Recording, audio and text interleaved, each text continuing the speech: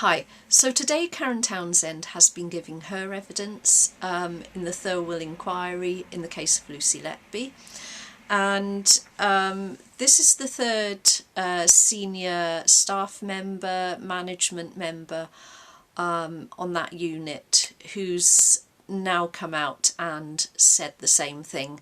And with each one, so it was Aaron Powell first, then it was Karen Rees, and now this is Karen Townsend. So each one is saying even more firmly than the last exactly the same thing. The senior consultants, they were making vague suggestions to us. They were saying that someone was harming babies, or they had concerns about Lucy Letby, but they would not come forward with any evidence, and they've been actually very critical of that, and rightly so, because think about it now. Say you were a consultant on a hospital ward, you were worried someone was harming patients. Well, you wouldn't sit around and just do all this cloak and dagger stuff for a year or so. That would just be so completely highly irresponsible to the patients. You would take action, you would be explicit, you would name names, even if you couldn't get someone off the ward, you could, even if you couldn't make direct accusations. I mean, it's to give them the benefit of the doubt. Maybe they didn't want to alert Lucy Letby, so she went away and did the same thing somewhere else. I honestly don't think that's the case, but then you would maybe switch the rotas round so that different people were doing different things at different times, and you could get a bit of a clearer overview over who was doing what. They did none of this. They did nothing. The only thing they did, that I can see they did, was actually to create a rumour mill that went on for about a year before even Lucy Letby knew about this.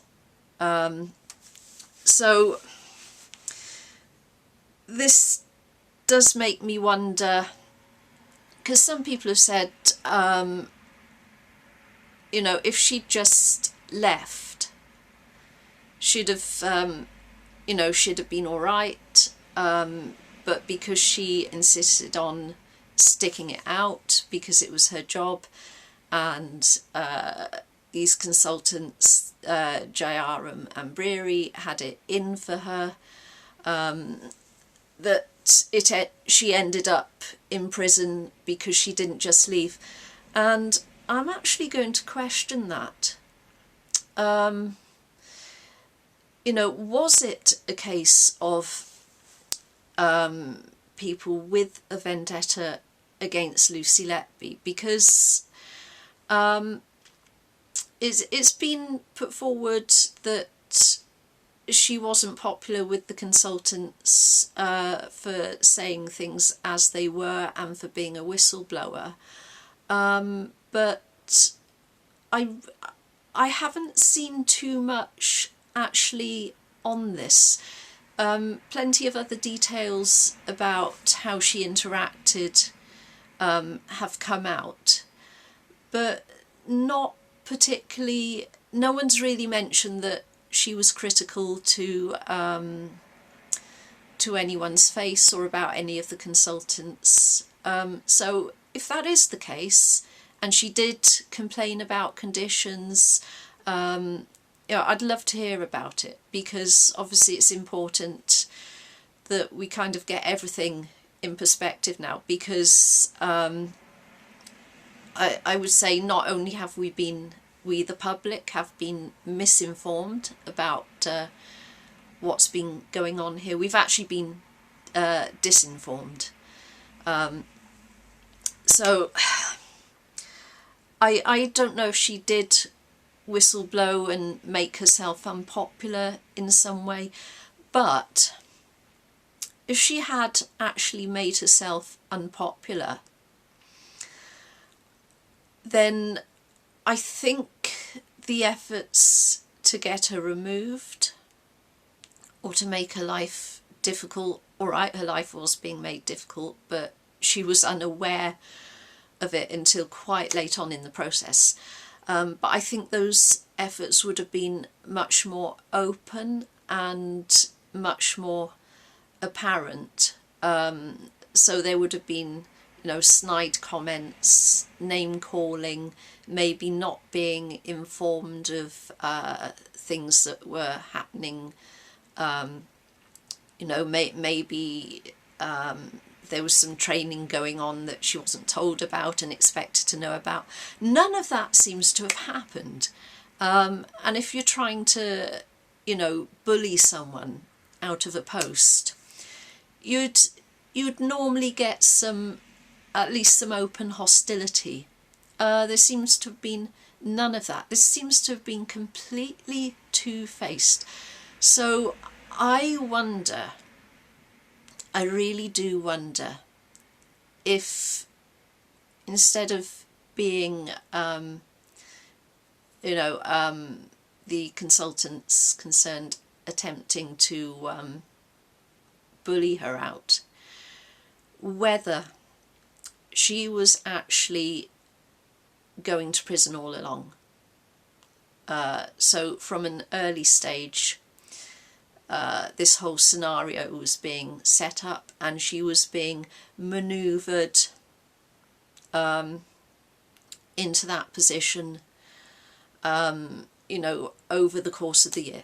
I seriously do wonder that. Now, it's been mentioned that the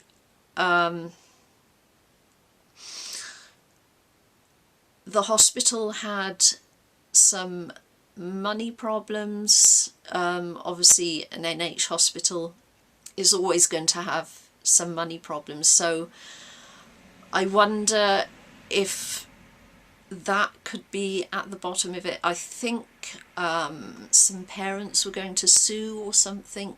I think Carl has mentioned that, and if it wasn't Carl, it was Mark, and if it was neither of those two, sorry, I've got it wrong. So I wonder if Lucy going to prison maybe, you know, killed more than a few birds with one stone. Maybe it resolves something financially that we don't know about.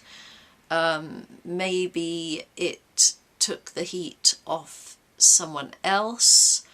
You know, I seriously wonder how Machiavellian and how cynical all this was. And the chart, a statistician weighed in on this today in a video that's doing the rounds, and you know, he said you know, that is a very strange chart, and you know, several statisticians have said exactly that. I wonder if that chart was meant to look like that from the word go, because I mean, for me, this case really has turned on its head. When the trial was ongoing, I believed, probably like a lot of other people, that Lucy Letby must be guilty. But now that more things have come to light, and more things that just do not add up, there are contradictions, things were not as they seemed or as they were presented during the trial, and you know, I am leaning in the other direction to be honest. And anyway, those are my thoughts for today, so hope you enjoyed. Please like, subscribe, and hope to see you in the next video.